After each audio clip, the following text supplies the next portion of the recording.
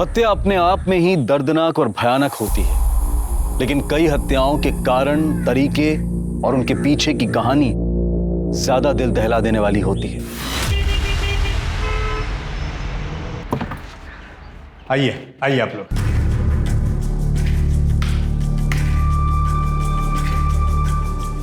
ये घर है, ये इस तरफ किचन है, बाथरूम होता है।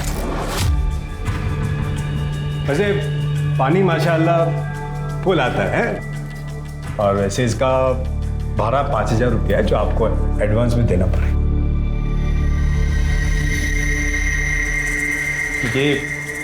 ये कमरा नहीं, वो लॉक ही रहता है।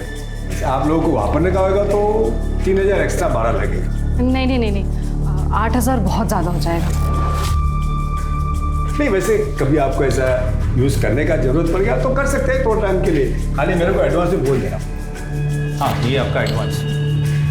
ओके, ठीक है, चलता है मैं, है?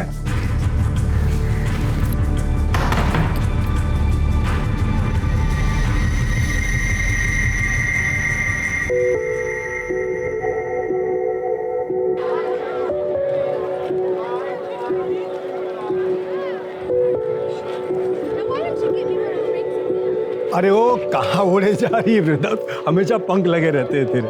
और चाचा नए बढ़ोतरी। हाँ बेटा, क्योंकि मेरी तेरे जैसी बेटी है ना, तो अल्लाह ताला ने मुझे बहुत बरकत दी है। देख, मुझे आज मुंबई जाना है, तो तू यहाँ से सीधे किचन में जाएगी, ठीक है? भूलना मत।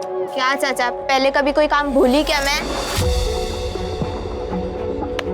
गलती हो गई मेरी अम्मा, आगे से नहीं बोलूंगा। जा अभी।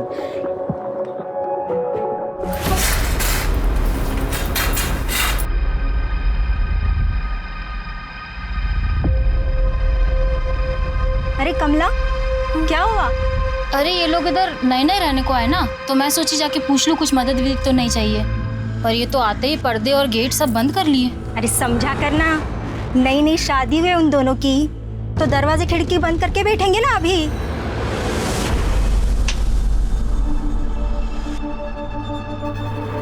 अगर तेल गरम हो गया, डाल दे सारा उसमें। तेरा हुआ कि नहीं डालना है उसमें? गरम हो गया तेल। चल जल्दी करो, सवेरे का टाइम है, सब आ जाएंगे भी टिफिन लेने। कितना हो गया इसका? काकी, मेरी टिफिन रेडी है ना? हाँ, पर तो इतना हाफ के रही है, रुक जा थोड़ा सा। नहीं, सांस लेने जाऊंगी तो उनको लेट हो जाएगा। अच्छा ठीक है, ये ले। मैं चली। अच्छा रुक जा। ये देख, मैंने कुछ बनाया है, खा के बता कैसा है। बहुत अच्छा, चलो अब मैं चलती हूँ। अरे ये पूरा तो खा ले। नहीं, पूरा खाने जाऊंगी तो उनको लेट हो जाएगा। नहीं।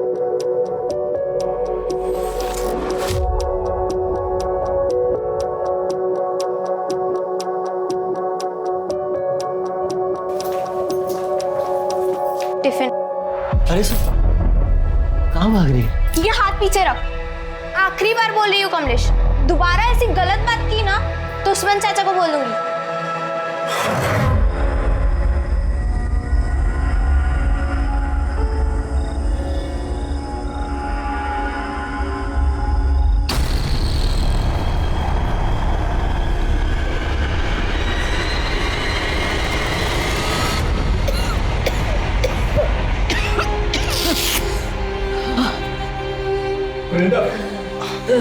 शुक्र है अल्लाह का, डॉक्टर साहब पहुंच गए।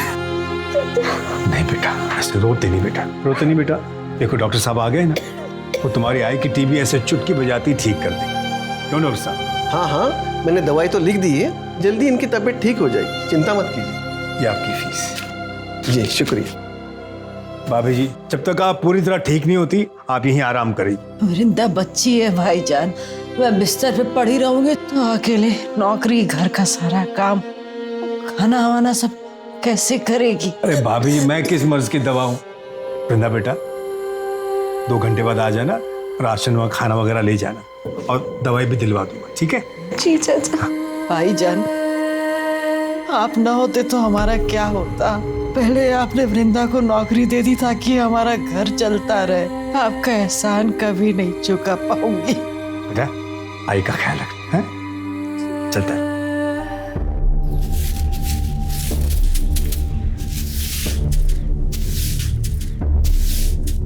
नमस्ते भाभी जी। नमस्ते। वो भाभी जी, आपसे एक छोटा सा काम था। वो क्या है ना, हमारे घर में एक कमरा है जिसमें ताला लगा हुआ है।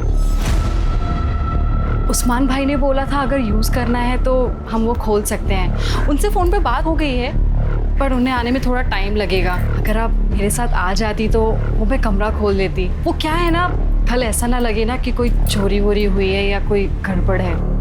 चल सर। Thank you.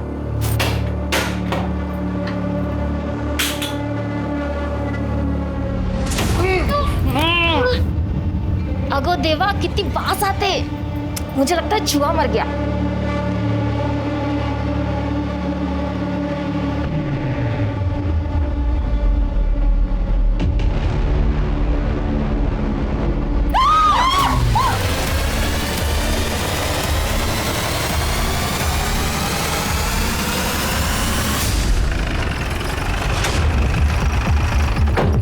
साहब वो अंदर, आप लोग ये रुकिए।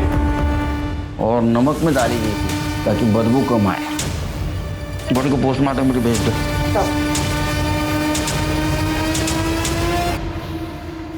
ये रहो, अंदर आइए आप लोग। घर तुम्हारा है? जी सर। ड्रम आपका है? नहीं सर, वो तो हमारे यहाँ आने से पहले उस रूम में पड़ा था सर। हमें कुछ सामान रखना था, इसलिए फिर हमने इनको बुला लिया सब यहाँ, और फिर इनके सामने ही हमने ताला तोड़ा। हाँ साहब, ताला तो इन्होंने मेरे सामने ही तोड़ा था। ताला क्यों तोड़ा? क्योंकि साहब इस रूम की चाबी मेरे पास नहीं है, इसलिए मैंने इनको बोला था कि जरूरत पड़े तो आप ताला तोड़ दें। घर आपका है ना? चाबी आपके पास नहीं थी? शायद सिंधे फैमिली के पास होगी चाबी, क्योंकि जब वो खाली करके गए तो ताला लगा के गए थे साहब। वो कब गए? 2 महीने तो हो गए होंगे ना उस्मान भाई। हाँ, तो 2 महीने से खाली है घर? अरे नहीं साहब, वो शिंदे फैमिली बहुत शानी निकली साहब। उनका 2 महीने का भाड़ा बाकी था जब वो घर छोड़ के चले गए, वो तो दिया नहीं। और जब मैं 15 दिन के लिए वर्धा गया तब उस बात का फायदा उठाकर मेरा घर उन्होंने काले फैमिली को भाड़े पे दे दिया बिना मेरे को बोले। और शिंदे फैमिली का तो कहीं पता ही नहीं है साहब। और कुछ दिन पहले वो काले फैमिली भी साहब ये घर छोड़कर चले गए। तब से लेके इन लोग के आने तक ये घर खाली पड़ा था साहब, अल्लाह गवाह है।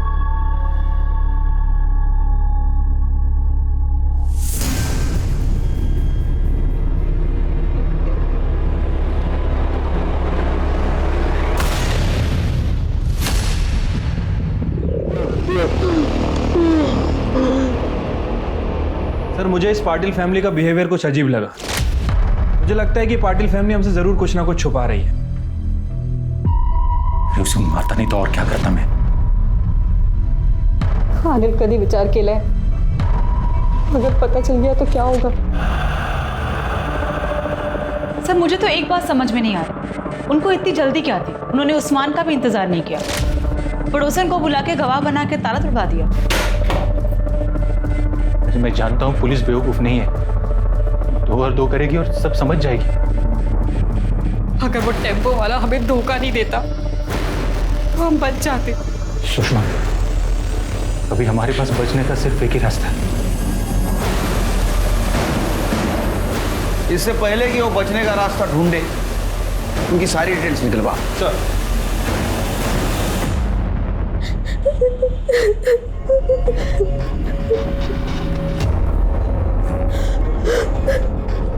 वृंदा, वृंदा, क्या हुआ बेटा? रो क्यों रही है बच्चे? कुछ नहीं।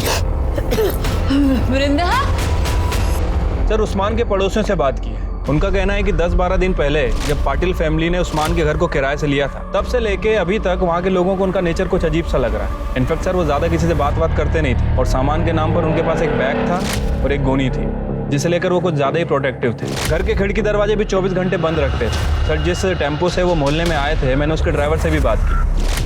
अजीब आदमी था साहब, मैं उसे गोनी उतारने के लिए मदद कर रहा था। अरे आप छोड़िए। उसने मुझे जोर से धक्का दिया, जैसे कि मैं उसकी गोनी लेके भाग जाने वाला था। उस्मान का भी यही कहना है कि वो गोनी को 1 मिनट भी अपनी नज़रों से दूर नहीं करते थे। और उनकी पड़ोसन कमला, उसने भी बताया कि एक रात वो गोनी को देर रात कहीं लेकर जा रहे थे।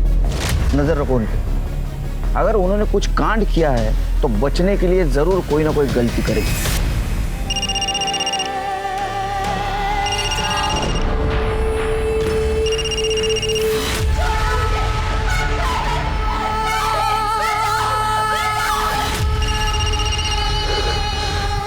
वृंदा, वृंदा, वृंदा, देख क्यों नहीं रही किसका फोन है?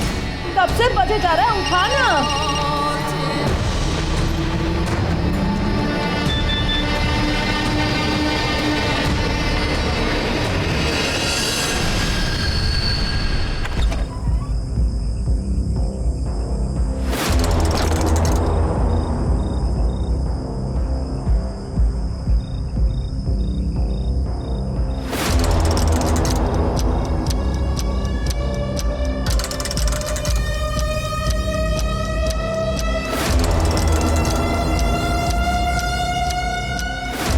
पीछा कर रहा है। साहब साहब साहब कुछ खाने के लिए दो ना साहब। साहब तब से कुछ खाया नहीं है साहब। साहब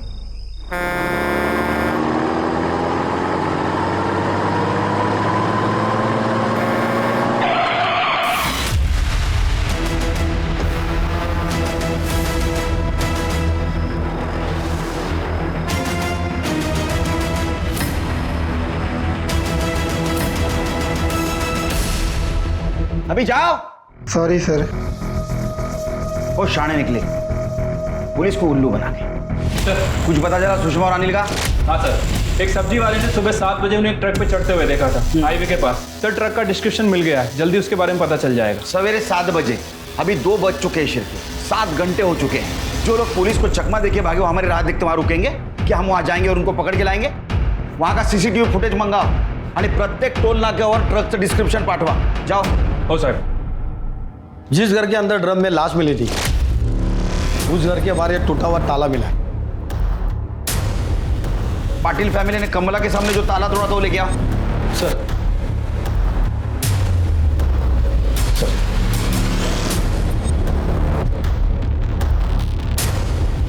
हमारा शख्स सही निकला शिरकी। पाटिल फैमिली ने कमला के सामने जो ताला तोड़ा था एक नाटक था। असल में वो पहले ही एक ताला तोड़ चुके थे।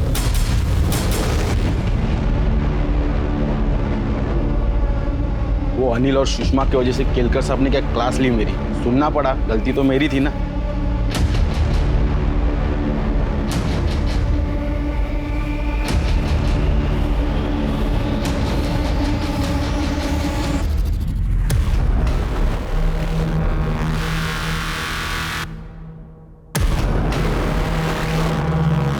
सर जो बॉडी हमें ड्रम में मिली थी उसकी पीएम रिपोर्ट आ गई है। लड़की की बॉडी है सर, उम्र 23 से 24 साल। बॉडी पर चाकू जैसी किसी चीज से 7 बार वार किया गया था। मौत का एग्जैक्ट टाइम तो नहीं बताया जा सकता, लेकिन एस्टिमेटेड टाइम 45 से 60 दिन के बीच का है। इसका मतलब शिरकी है ये जो मर्डर हुआ ये जून लास्ट वीक या जुलाई 2nd वीक में हुआ। और ये भी पॉसिबिलिटीज है कि उस्मान के घर में जो औरत की लाश मिली पाटिल फैमिली के पहले जो किराएदार रहते थे उनमें से किसी की हो। साहब पाटिल से पहले काले फैमिली उधर रहती थी। हौला कुवत साहब और रवि काले, उसकी बीवी, उनका बेटा प्रेम, पल्लवी का पति। साहब तीनों मिलके पल्लवी की जो हालत करते थे बहुत बुरा बर्ताव करते थे। साहब मेरे घर में शिफ्ट होने से पहले काले फैमिली वहीं आसपास में कहीं रहती थी, लेकिन उनके मकान मालिक की बेटे की शादी थी तो उनको घर चाहिए था शायद। और इधर वो शिंदे जो था तो मेरा घर छोड़ के भागने की तैयारी में थे, तो उसने बिना मेरे को बोले काले को मेरे घर में भाड़े पे रख दिया। जब मैं वर्धा से वापस आया मैं काले फैमिली से मिलने गया। मैं तुम्हारे हाथ जोड़ता हूँ, ये केस वापस ले लो। देख बहू, गलती हो गई हमसे, माफ कर दे। मैं तेरी माँ की उम्र क्यों? तुझे अच्छा लगेगा इस उम्र में मैं कोर्ट कचहरी के चक्कर लगाऊं? हाँ बोला बोला ना। कान फूट ले तुझे। आई बाबा क्या बोल रहे हैं, सुनाई नहीं दे रहा तुझे? नहीं बाबा, गलती हमारी है। ये प्यार से नहीं, ये मार से माने। अरे अंदर करवाएगा सबको। लेकिन बाबा चुप बैठ। सुना नहीं वो पुलिस वाली क्या बोल कर गई? आई बाबा की वजह से तू बच गई, वरना मैं अभी के अभी तुझे जिंदा गाड़ देता, समझे?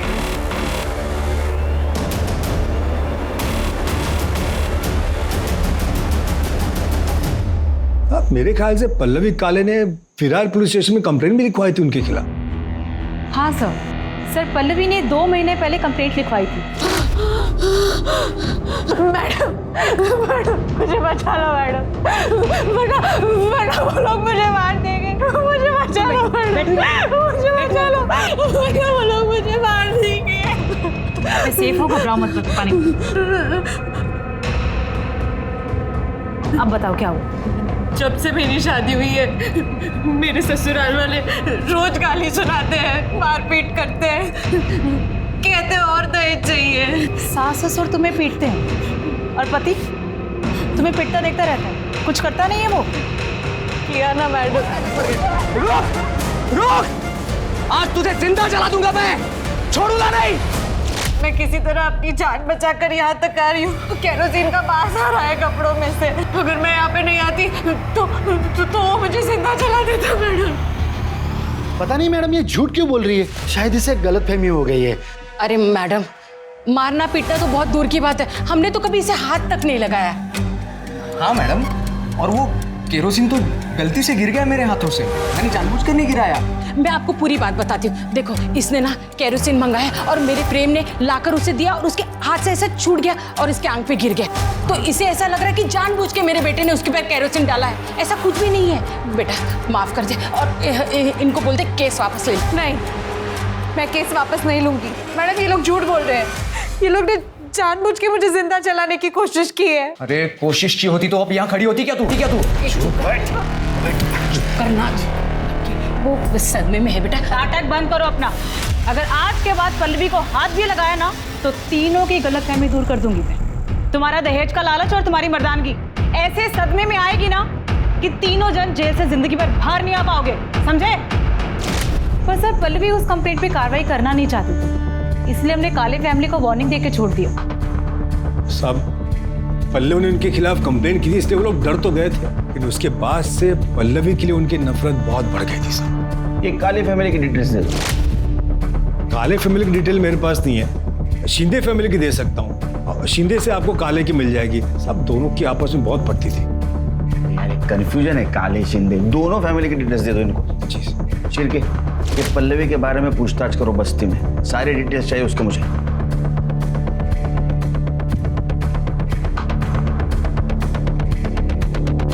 जब एक मर्द औरत को सारे बाजार में नंगा करता है ना, तो सोचो क्या होता है। बेचारी पल्लवी के साथ भी एक दिन ऐसे हुआ था। ए पल्लवी, ए रुक इधर यार, चल आज मुड़ो अपना, चल। छोड़ पीछे हट। पैसा दे दो, ले ले, चल आज मूड बनाएंगे, चल चल। ये पैसे ना अपनी माँ को जाके देना और उसी के साथ सोना, समझे? छोड़। क्या कह रहे तुम लोग यहाँ पे? छोड़ूंगा नहीं तेरे को, ये थप्पड़ तुझे बहुत महंगा पड़ेगा, याद रखना। हाँ चल निकल चल। नाम क्या बता दोनों का? सर श्याम और विलास। अगर पान वाले की इंफॉर्मेशन सच है तो ये दोनों किसी गटर में दारू पी के पड़े होंगे। उठाओ उनको। ठीक है सर, अभी इन्फॉर्मेशन मिली है, सब्जी वाले ने जिस ट्रक का डिस्क्रिप्शन दिया था वो कोल्हापुर के नाके के पास से निकला। अनिल पाटिल और सुषमा इसमें अभी दिखे हैं। हाईवे पुलिस को इन्फॉर्म करो सर। और नायगांव में उसके पड़ोसियों से पूछताछ करो, उसका कोल्हापुर में कनेक्शन है क्या। चिरके, शिंदे फैमिली का कुछ पता चला? नहीं सर, अभी तक उनका फोन स्विच ऑफ है।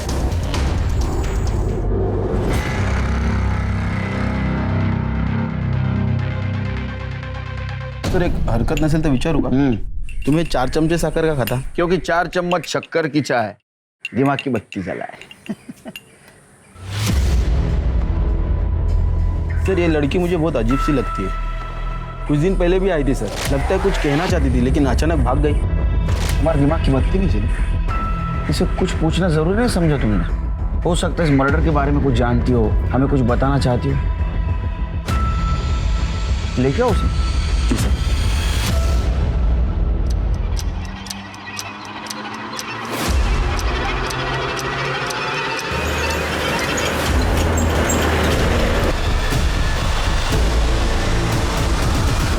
सर रवि काले का फोन सतारा के पास ऑन हुआ था। मैंने वहाँ की लोकल पुलिस को इन्फॉर्म कर दिया है। जल्दी उसकी एग्जैक्ट लोकेशन ट्रेस कर रहे हैं और जैसे ही मिलती है उसे अरेस्ट करके ला रहे हैं सर। गुड। और वो 2 बेवड़े? सर विलास और श्याम दोनों का पता चल गया है। हमारी एक टीम गई है उन्हें उठाने के लिए।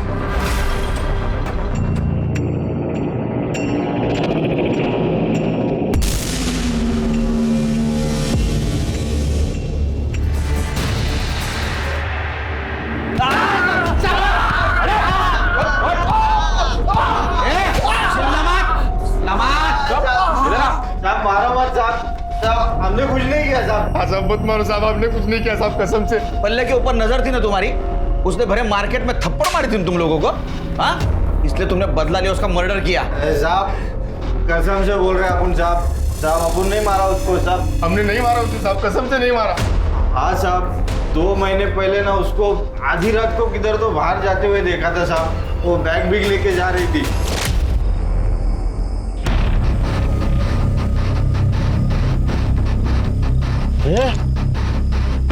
ये वही है ना? अरे जिसने मेरे को थप्पड़ मारा था, ये देख वही है वो।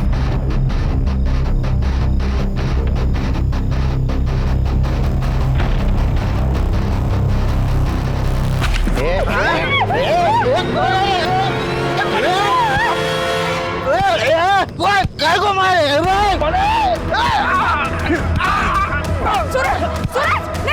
नहीं, छोड़ो, जाने दो, हम चलते हैं, चलो। सूरज, ये सूरज कौन है?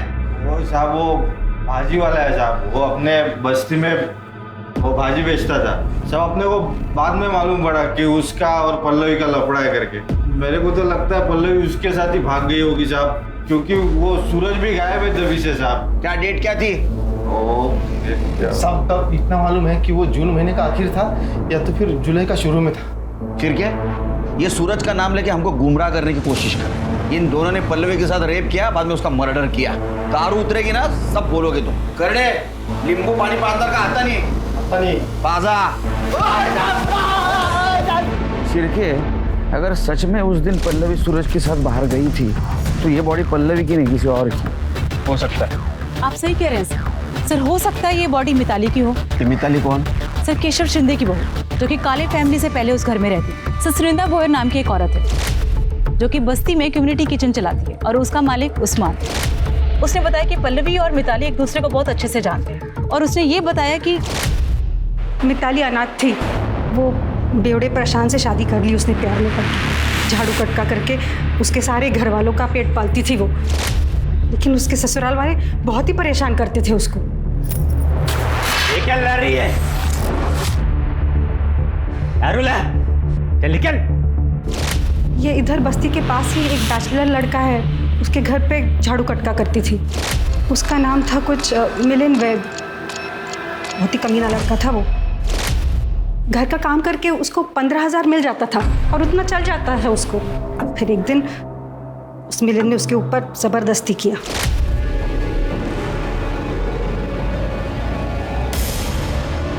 सब क्या कर रहा था? उसने जाके अपने ससुराल वालों को बताया, लेकिन उन्होंने पुलिस को बताने से मना कर दिया। बोले कि उसका काम छूट जाएगा और ये निकम्मे लोग भूखे मर जाएंगे। ये बात जब मिलिन को पता चली, उसमें तो और हिम्मत आ गई। अगले ही दिन उसने और 3 दोस्तों को बुलाया और उसके साथ गलत काम किया। गलत काम करने के बाद उन तीनों ने उसको अलग अलग पैसा दिया। फिर मिताली ने भी सोचा कि कहाँ खाली फुकट ये झाड़ू कटका करने का, तो उसने धंधा करना शुरू कर दिया। घर वालों को बोलती थी घर का काम करने जा रही है, लेकिन धंधा करती थी। फिर एक दिन उसको अपने ही ग्राहक आकाश से प्यार हो गया। उसने पल्लवी को भी बोला कि इस काम में लग जाए, लेकिन पल्लवी भड़क गई। खबरदार जैसी घटिया बात मेरे को दोबारा बोली है तो, और तू भी ये घटिया काम छोड़ दे, वरना तेरे ससुराल वालों को जाके बोल दूंगी और फिर तुझे घर जाके मुंह खोलेगी ना तो काट दूंगी तुझे। फिर पता नहीं पल्लवी ने बोला या किसी और ने बोला, लेकिन उसके घर वालों को पता चल गया कि मिताली काम नहीं करती, धंधा करने जाती है।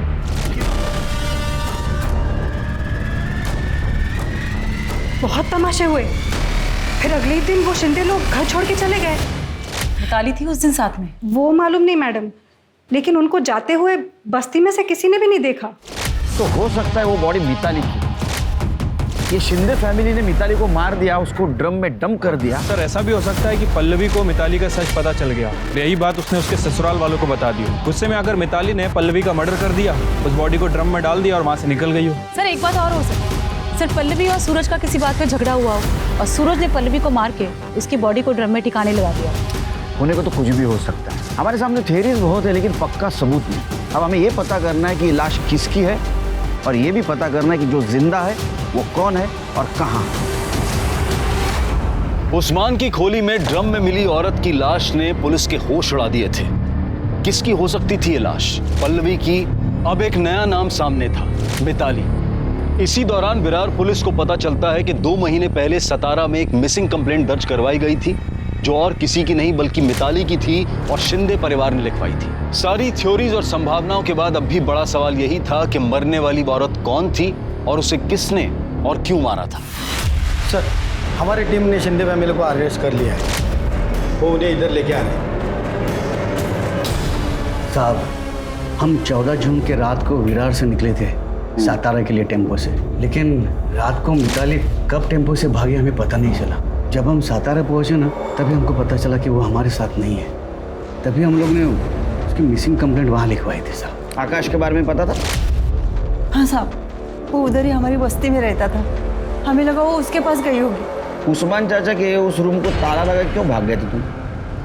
नहीं साहब, हम लोग भागे नहीं थे, उल्टा हमारा ही कुछ सामान वहाँ पड़ा हुआ था। क्या बताऊँ साहब आपको, हमारा बेटा परेशान, उसकी शराब की लत छुड़वाने के लिए हम उसे सातारा लेके गए थे, लेकिन 15 दिन पहले उसकी मौत हो गई और उसके अंतिम कार्य के लिए हम लोग वहाँ रुके थे साहब। इसीलिए हम लोगों का मोबाइल नहीं लग रहा था साहब। रही बात रवि गाड़ी की, तो उसे वो जगह हम लोग ने तब इन्हें दी थी जब तक हम लोग वापस ना आए। हम लोग सच बोल रहे हैं, हम लोग बहुत सीधे साधे लोग हैं साहब। सीधे साधे लोग हैं तुम कितने सीधे और कितने साधे हो सब पता है हमें। तुमने मिताली के साथ क्या क्या किया ये भी पता है। मिलिंद के घर में उसको काम करने लगा है ना, इसके बावजूद भी तुम्हें पता था कि उसके साथ रेप हुआ है, और जब ये गलत काम वो खुद की मर्जी से करने लगी, उसको मारा पीटा, उसका पैसा लेके तुम भाग गए। एक मासूम सीधी सादी लड़की तुम्हारे वजह से इस दलदल में फंस गई और अभी तक वो गायब है। उस्मान चाचा के जिस रूम को लॉक लगा था उसमें तुम्हारा सामान नहीं, मिताली की लाश। तुमने मारा मिताली को। नहीं साहब, हम लोग ने नहीं मारा साहब उसे। हम सच बोल रहे हैं, हम लोगों ने नहीं मारा उसे। ये ऐसा नहीं सुधरेंगे, बहुत मोटी चमड़ी वाले। मीता घेऊन जायला बंदोबस्त करायचा। नहीं साहब, तो कितना सीधा है दिखा। शिरके सर, पता करो ये कितना सच बोल रहे हैं। अगर मिताली और आकाश 3 महीने से यही है तो उस्मान चाचा के कमरे में जो लाश मिली वो पल्लवी की हो सकती है। हमें जल्द से जल्द इस मिताली को ढूंढना होगा। सूरज का क्या हुआ? सर, काले फैमिली जब से विरार से शिफ्ट हुई है, सूरज का भी कुछ पता नहीं चल रहा है। कहाँ गया है किसी को कुछ पता नहीं है, लेकिन सर हम पूरी कोशिश कर रहे हैं, जल्दी ढूंढ लेंगे उसे। सर रीचलकरंजी पुलिस ने अनिल और सुषमा को पकड़ लिया है, वो उसे यहाँ लेके आ रहे हैं।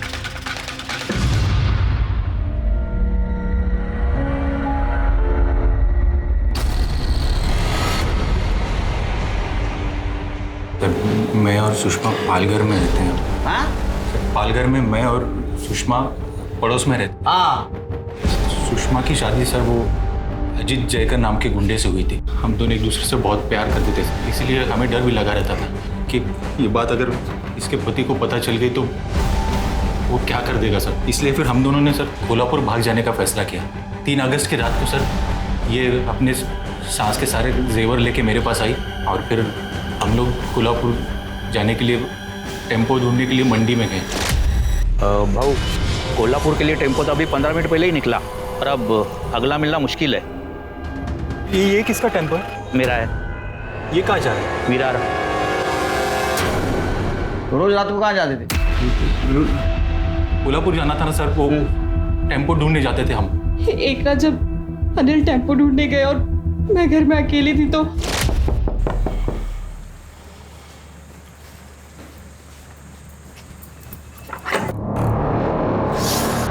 यहाँ छुप के बैठी है तू, और तेरा यार किधर है? बुला उसे। आज तुम दोनों का खेल खत्म कर देता हूं मैं। उसके पहले ना मुझे मेरे पैसे और जेवर चाहिए जो तू चुरा के भागी। बॉल किधर रखे?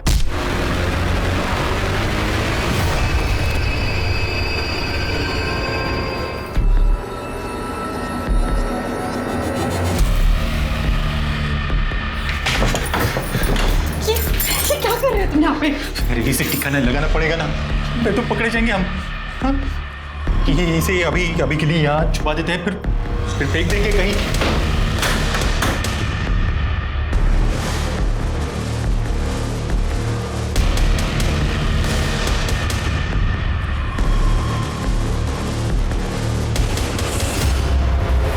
साहब उस रूम में तो पहले से एक लाश थी साहब। हम दोनों को लगा कि हम दोनों फंस जाएंगे। मैं मैकेनिक हूँ, इसलिए मैं जानता हूँ बिना चाबी के गाड़ी कैसे चालू करते हैं। हम दोनों जैसे तैसे करके वो बॉडी को बाइक पे रखा और फिर गाने लगाने के लिए हम लोग निकल पड़े।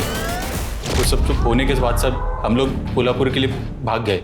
हाईवे पे ईचल करंजी का ट्रक मिला, हमने उस ट्रक से लिफ्ट लिया और ईचल करंजी पहुंच गए। सर हम जैसे ही ईचल करंजी पहुंच गए, सामने अजीत था।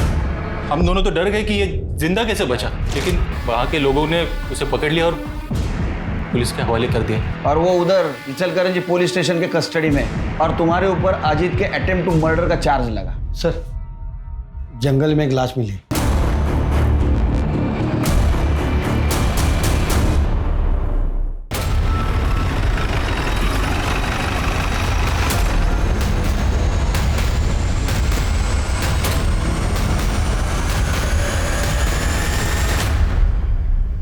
सर बॉडी बुरी तरह सड़ गई है। कुछ मिला? ये वॉलेट मिला है, उसमें आईडी कार्ड है।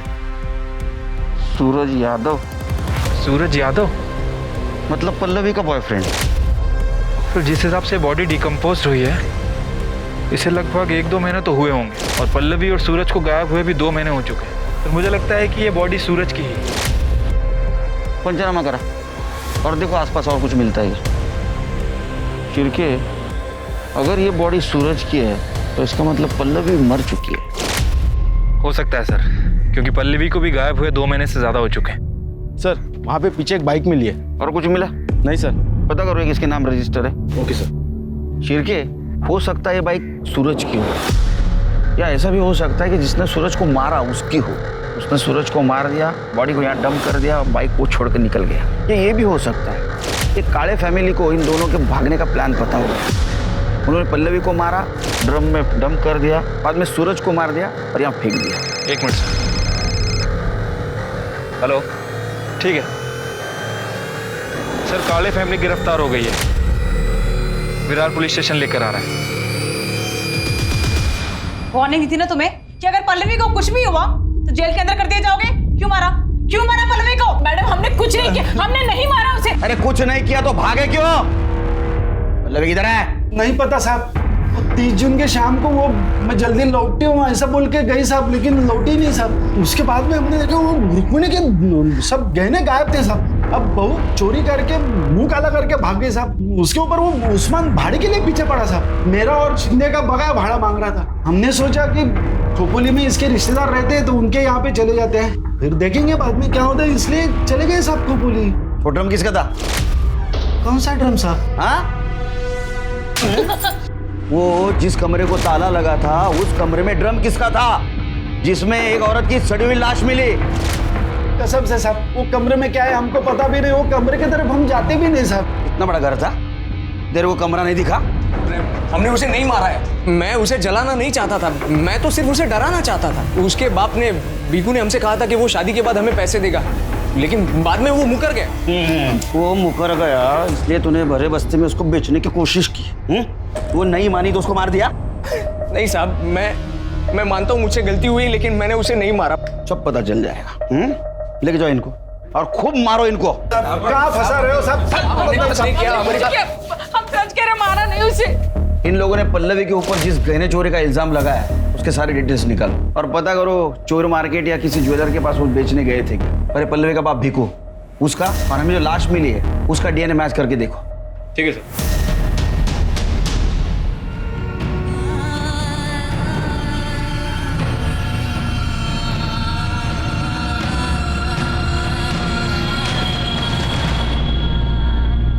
काफी कोशिशों और मेहनत के बाद आखिरकार विरार पुलिस को लगने लगा कि वो सही दिशा में आगे बढ़ रहे हैं। पल्लवी के पिता भीकू का डीएनए ड्रम में मिली लाश के डीएनए से मैच कर गया, जिसका अर्थ ये हुआ कि ड्रम में मिली लाश पल्लवी की थी। और साथ ही ये भी साबित हुआ था कि मौका वारदात पर मिली मोटरसाइकिल सूरज की थी। पल्लवी और सूरज का मर्डर हुआ था, ये प्रूव हो चुका था। और इसी दौरान पुलिस को एक और डेड बॉडी मिली जो पुलिस की मुश्किलें और बढ़ाने वाली थी। फिर के 14 जून को शिंदे फैमिली विरार से शिफ्ट हो चुकी और 30 जून तक पल्लवी जिंदा थी। इसका मतलब पल्लवी के मर्डर में शिंदे फैमिली का कोई हाथ। दूसरी सस्पेक्ट है काले फैमिली जो हमारे कस्टडी में। एक और सस्पेक्ट है मिताली शिंदे। हो सकता है अपने बॉयफ्रेंड आकाश के साथ कहीं हो लेकिन उसकी हमें इंफॉर्मेशन नहीं। साहब मैं वही बताने के लिए इधर आई है। मैं ही हूँ मिताली शिंदे और मैंने पल्लवी को नहीं मारा है। तुमने कुछ किया नहीं तो यहाँ आने में इतनी देर क्यों लगा दी? इंसान हूँ ना साहब, पहले खाली खुद के बारे में सोचा, पर लगा पल्लवी को भी न्याय मिलना चाहिए। बहन जैसी थी वो साहब मेरी। साहब खाली पल्लवी को मालूम था कि मैं प्रशांत के फैमिली को छोड़ के विरार वापस आ चुकी हूँ और आकाश के साथ उसकी बीवी बन के उसके साथ में रह रही हूँ। घूंघट डालती थी तो बस्ती में कोई पहचाना नहीं मेरे को। कि पल्लवी ने बताया था 30 जून को भाग के जाने वाली? वो जल्दी में थी तो ज़्यादा बात नहीं करी, पर उस दिन मिली थी वो मुझे। सूरज कहाँ है? सूरज को मैंने उस्मान चाचा के उधर बुलाया है, उधर से हम दोनों साथ में जाएंगे। और मैं भी अभी उस्मान चाचा के उधर ही जा रही हूँ। उस्मान चाचा बोले थे कि वो मदद करेंगे। सब पल्लवी कुछ मदद चाहती थी मेरे से। वो 30 तारीख को शाम को आने वाली थी, पर मालूम नहीं क्या हुआ, वो आई नहीं। और ये सूरज यादव? वो भी नहीं आया साहब। मैंने दोनों को फोन भी मिलाया तो दोनों का फोन स्विच ऑफ आ रहा था। बाद में दूसरे दिन मालूम गिरा कि पूरा फैमिली घर छोड़ के चला गया है। आपने बात पहले क्यों नहीं बताई? मुझे लगा कि इस बात का इस केस से क्या लेना देना साहब। कौन सोच सकता है साहब कि उस ड्रम में पल्लवी की लाश होगी। मुझे लगा वो सूरज के साथ हंसी खुशी जिंदगी बिता रही होगी, लेकिन साहब वृंदा के साथ जो हुआ बहुत गलत हुआ। वृंदा मेरी बच्ची जैसी थी। मैंने आज तक किसी को बद्दुआ नहीं दी, लेकिन आप देख लें साहब, उसको मारने वाला दोजख की आग में चलेगा। अल्लाह उसका हिसाब करेगा। उसके कातिल को पकड़ो आप साहब, और जो भी उसको सजा दिलाओ साहब। उस्मान चाचा शांत हो जाइए, उसकी कातिल को हम जरूर पकड़ेंगे। आपको किसी पे शक कौन कर सकता है सर? साहब इस बस्ती में कमलेश बोल के एक टेलर है, वो रोज उसको सताता था और गलत नजर से देखता था।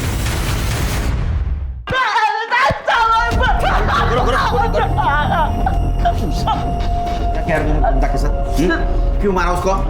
साहब मैं सच बता रहा हूँ, मैंने कुछ नहीं किया साहब। फिर झूठ बता, झूठ बता। फिर सब सोना चाहता था ना मैं उसके साथ, पर सब मैंने उसको हाथ भी नहीं लगाया। कसम सर मैंने कुछ नहीं किया सर। कुछ नहीं किया?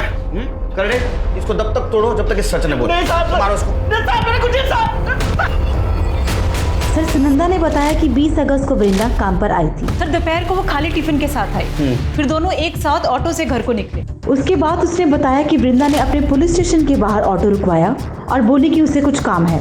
उसके बाद से सुनंदा ने वृंदा को देखा भी नहीं। मतलब वृंदा 2 बार हमारे पास आई थी, वो हमें कुछ बताना चाहती थी। मैडम वृंदा की पीएम रिपोर्ट। सर वृंदा की मौत 20 अगस्त को 2 से 4 के बीच में हुई और सर बॉडी में 3 बार चाकू से वार किए गए। सर उसकी बॉडी पे नाखूनों के निशान भी मिले। सब मर्डर से पहले उसका रेप हुआ। कहीं वो अपने बारे में तो बताना नहीं चाहती थी। तुमसे बहुत बड़ी गलती हो गई तृप्ति, बहुत बड़ी गलती। सर काले फैमिली के घर से जो ज्वेलरी चोरी हुई थी उनका पता चल गया सर। सर आप गैस भी नहीं कर सकती कि ज्वेलरी चोर बाजार में किसने बेची थी। शिर के मैं रिलैक्स मूड में नहीं हूं। साफ साफ बता।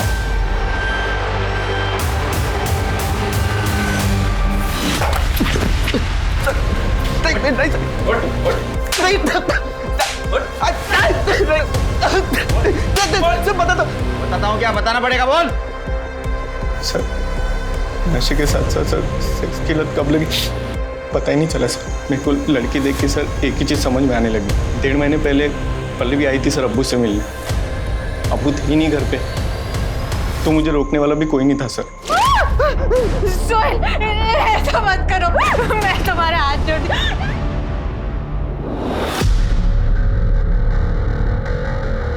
मैंने जो कुछ किया अपनी औलाद को बचाने के लिए किया। ये तेरे फालतू बेटे को बचाने के लिए तूने मासूम लोगों की जान ली। तेरे को तब समझ में नहीं आया वो भी किसी की औलाद है। मुझे मालूम था कि काले फैमिली मेरा घर छोड़ के भाग चुकी। उसके बाद सूरज की लाश को भी मैंने उसी सूटकेस में डाला और जंगल में जाके फेंक दिया और उसकी मोटरसाइकिल को भी वहीं ठिकाने लगा दी। वृंदा को क्यों मारा? मारना पड़ा साहब। क्यों? इसकी वजह से। मुझे मालूम था इसको नशे के साथ साथ औरत की भी लत लग गई है, इसलिए मैं रोज खुद इसको घर पे धंधे वाली औरत बुला के देता था लेकिन उस दिन मैं भूल गया।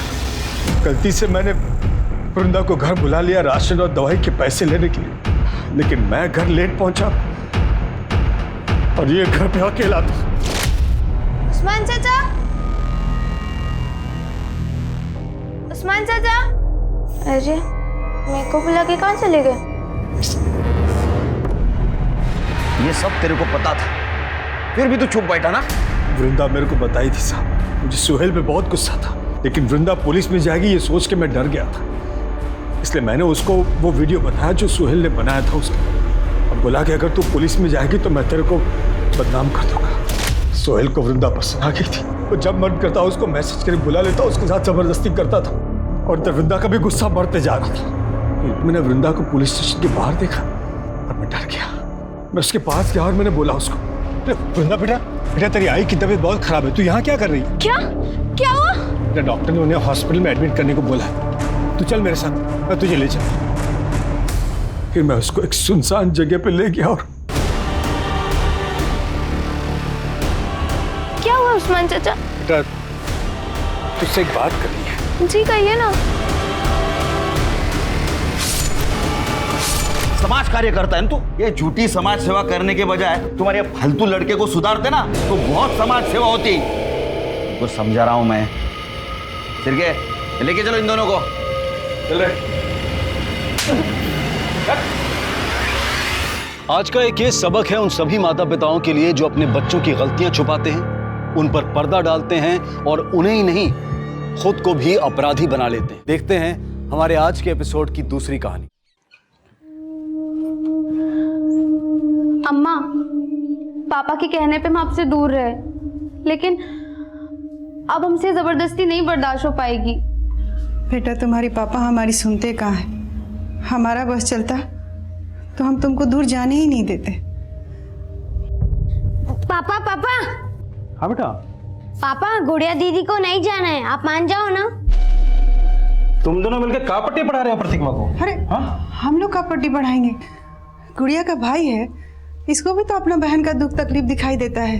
अरे हम कोई जल्लाद थोड़ी ना है, वहां रह के गुड़िया को कम से कम भरपेट खाना तो मिलता है। तुम चेहरा देखो ही का, देखो ना कैसे चमक रहा है। और वैसे भी गरीबी हम सबका नक्शा बिगाड़ दिए है। ये ले बेटा, रख ना, रास्ते के लिए है। और सुन, अगर तुम नहीं जाती तो क्या तेरा भाई कभी स्कूल जा सकता था? हाँ बेटा, तेरी बदौलत ही तो हम भूखमरी से लड़ पाए हैं। सच बोल रहे हैं। मोह ममता से पेट नहीं भरते हैं। दीदी अब मत जाओ ना। बेटा ये अगले महीने दोबारा आएगी, है ना? अभी जाने दे। चल बेटा, प्रतिभा को संभालो, बेकार में बस निकल जाएगी। चल।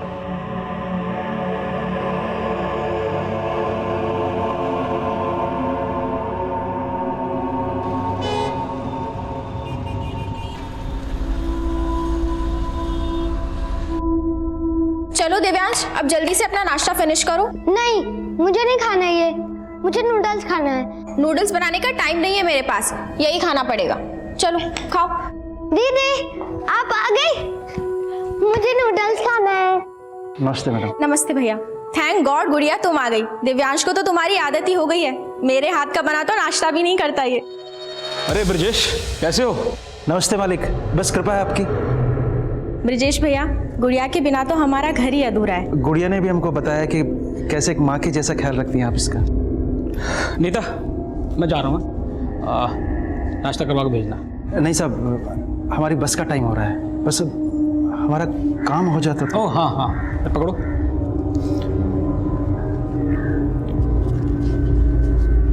₹10,000। कुछ और ज़रूरत हो तो फ़ोन कर लेना मुझे। धन्यवाद मालिक। बाय। ले बेटा, पकड़। मेहनत से काम करना बेटा। चलते हैं। नमस्ते। नमस्ते। हैप्पी। गुड़िया जैसे बच्चे हम रोजाना अपने आसपास देखते हैं। होश संभालते ही उन्हें यह सिखा दिया जाता है कि उनका बचपन खेल खिलौनों के लिए नहीं बना, शिक्षा उनकी बुनियादी जरूरतें पूरी नहीं कर सकती, उन्हें शिक्षा से वंचित कर दिया जाता है। बहुत छोटी उम्र में ये बच्चे इतने बड़े हो जाते हैं कि 2 वक्त की भूख इनका भविष्य निकल जाती है। लेकिन गुड़िया अब अपनी उम्र के उस पड़ाव पर थी जहां बच्चे खुद अपना भविष्य बदलने की ठान लेते हैं। हम गुड़िया, हम कुछ रोज पहले ही 18 साल के हुए। अब हम बालिग हैं। हम वोट भी डाल सकते हैं और अपना जीवन साथी भी खुद ही चुन सकते हैं। हम एक लड़के से प्यार करते हैं, पर हमारे पापा जबरदस्ती हमारा शादी एक अपंग आदमी से कर रहे हैं। हमारे साथ नाइंसाफी हो रही है।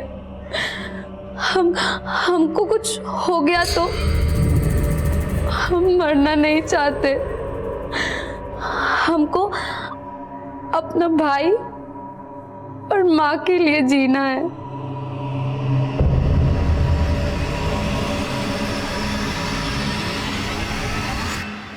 Hello and welcome to my show Ritesh live. आबो हवा के साथ साथ शहर का माहौल भी खराब हो चुका है। एक लड़की जो छोटे से गांव से आती है, रिपोर्टर बनने का सपना ली, वो सपना साकार करने वो शहर आती है, और क्या होता है उसके साथ? जॉब का झांसा देकर रेप किया जाता है। आज मैं बेनकाब करने आया हूं उस टीवी चैनल के मालिक वीरेंद्र कक्कड़ को। ये है वो वीरेंद्र कक्कड़ जो खुलेआम बेरोक-टोक घूम रहा है, कोई पूछने वाला नहीं। लेकिन वीरेंद्र कक्कड़, मैं ऐसा होने नहीं दूंगा। I challenge you Virendra Kakkar कि उस लड़की को इस शो के माध्यम से मैं इंसाफ दिलाऊंगा और तुम होंगे जेल के पीछे, सलाखों के पीछे होगे तुम। I'm so sorry, I'm late. बोलो सुजाता, मेरे पास ज़्यादा वक्त नहीं है। क्यों? जॉब लग गई क्या तुम्हारी भी? मुद्दे की बात करें, क्यों बुलाया मुझे यहाँ? Nikhil, I need you. I want you to come back.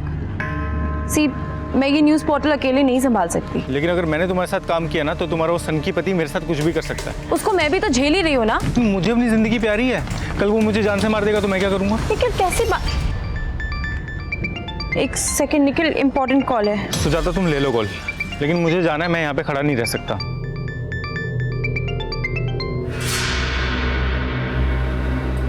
कैसी हो सुजाता? आपने मेरा हाल चाल पूछने के लिए तो कॉल नहीं किया होगा ना वीरेंद्र सर? ये एटीट्यूड इसलिए तो नहीं कि तुम्हें रितेश की बीवी होने का गुरूर हो गया? पहचान तो मुझे तब भी नहीं मिली सर जब मैंने आपके साथ काम किया था, और ना ही मैं चाहती हूँ कि लोग मुझे रितेश की वजह से पहचाने। देखो सुजाता, तुम्हारा एम्बिशन मझधार में है और तुम्हारा पति ओवर एम्बिशियस है। मुझे बदनाम करने की कोशिश कर रहा है, उसे वहीं का वहीं रोक दो, मैं तुम्हारा कोई ना कोई फायदा करा दूंगा। हम मियाँ बीवी जरूर है सर, पर वो एक अलग कश्ती पे सवार है। मैं नहीं रोक सकती अब उसे।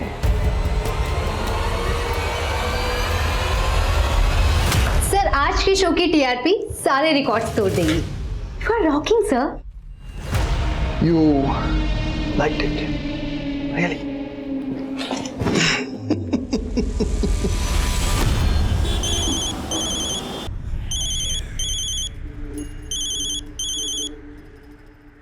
हाँ ब्रजेश बोल। मालिक, गुड़िया कहाँ है? तुम्हारे पास ही तो भेजा उसे। क्या मजाक कर रहे हैं मालिक? सुबह से बस अड्डे पर खड़ा हूँ। लखनऊ से आने वाली 4 बसें गुजर चुकी हैं। अरे तुमने ही तो कहा था उसे बस में बिठा दूं, तो बिठा दिया। अब मेरा दिमाग क्यों खराब कर रहे हो?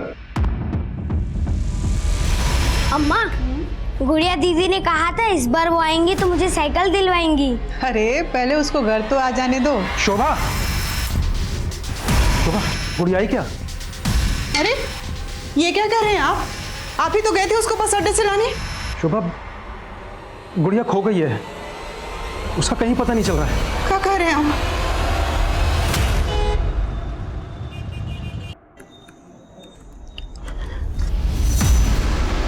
कहाँ थे तुम? मैं कब से तुम्हें फोन कर रही हूँ, तुम मेरा फोन क्यों नहीं उठाते हो? कितनी बार मैंने तुमसे कहा है कि टिपिकल बीवियों वाली बातें मुझसे मत किया करो। बीवी हूँ इसीलिए बीवी की तरह बिहेव करती हूँ। फिक्र होती है मुझे तुम्हारी सिक्योरिटी की। और तुमने क्या किया आज शो पे?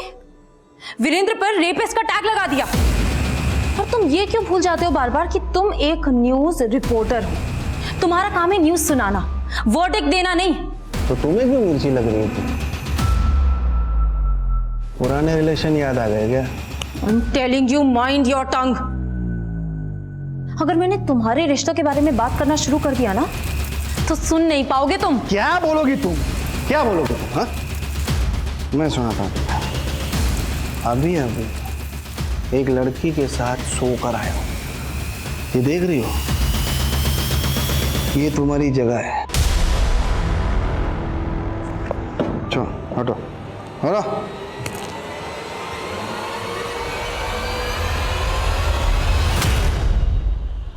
अब मैं कुछ समझने वाला नहीं हूँ। सीधे सीधे बताओ, तुमने हमारी गुड़िया को कहाँ गायब करके रखा है? राजेश, आवाज नीचे करके बात करो। पहले तो उसे लेने आए नहीं, अब वो खो गई है तो यहाँ कर बकवास कर रहे हो। बकवास आप कर रहे हैं। आपने उसे किसी बस में चढ़ाया ही नहीं है। अरे मैं तुम्हें कितनी बार समझाऊं कि मैं खुद उसे गोरखपुर की बस में बिठा कर आया था। हाँ चलो बैठ जाओ, पीछे बैठना भाई। सुन, आ जाओ। ये लड़की गोरखपुर जाएगी, सीट खाली है? हाँ साहब, बहुत सीट खाली है। सुन, ये लड़की ना अकेली जाएगी तो थोड़ा ध्यान से लेके जाना है। अरे कोई दिक्कत नहीं, चलो बिठा देते हो। तुम्हारा फोन आने के बाद मैं खुद जाके उस बस के कंडक्टर से मिला। उस कंडक्टर ने मुझे बताया कि उसने गुड़िया को गोरखपुर बस स्टैंड उतार दिया था। अब तुम यहाँ खड़े होकर ड्रामा मत करो। तुम्हें तो छोड़ूंगा नहीं, बता रहा हूँ। मेरा कॉलर पकड़ता है, तुझे तो मैं अंदर कराऊंगा। अंदर तो मैं तुम्हें करवाऊंगा। जा रहा हूँ मैं भी पुलिस के पास, समझे? जाना तो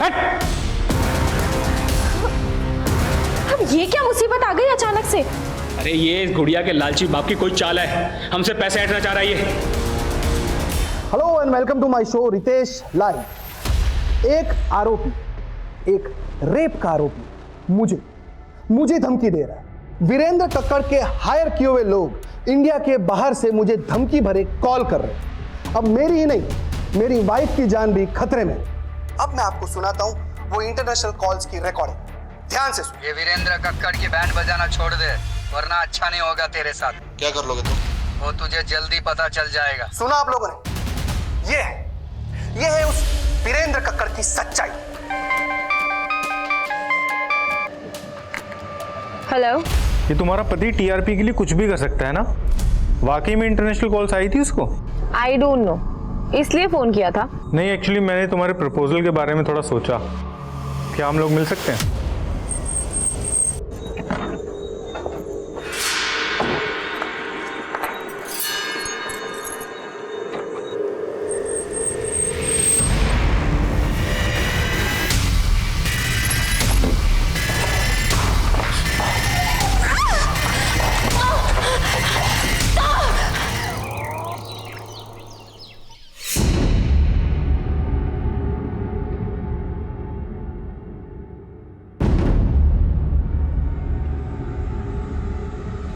गुड़िया, गुड़िया कहाँ है? आप तो बोल के गए थे गुड़िया को लेके आएंगे। शुभम हार गए हैं। अब तो पुलिस ने भी उनको दुत्कार दिया है। भले ही हम ज्यादा मजदूरी कर लेंगे, बाकी हम अपना बेटी को अपना आंख से दूर नहीं भेजेंगे। हमारी भी आंखों का तारा है गुड़िया, लेकिन हम ममता के मुंह में अंधे नहीं हुए हैं। 10,000 रुपये महीना मिलेंगे इसे। कभी इतने सारे पैसे देखी हो एक साथ? हम तो ममता में अंधे थे, पर आप लालच में अंधे थे। अगर हमको हमारी गुड़िया नहीं मिली ना, तो हम आपको कभी माफ नहीं करेंगे, कभी माफ नहीं करेंगे, कह देते हैं।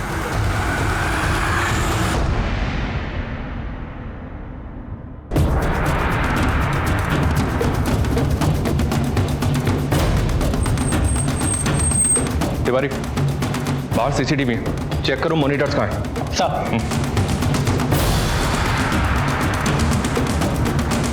जैन सर, विक्टिम का नाम सुजाता शर्मा है sir. News anchor Ritesh Sharma की वाइफ है। ये भी जर्नलिस्ट है सर। सुजाता का पति रितेश कहाँ है?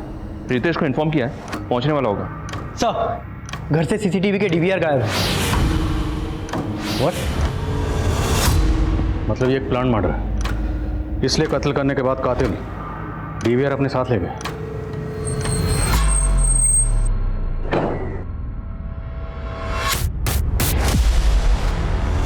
बॉडी को अर्ली मॉर्निंग पड़ोसियों ने देखा।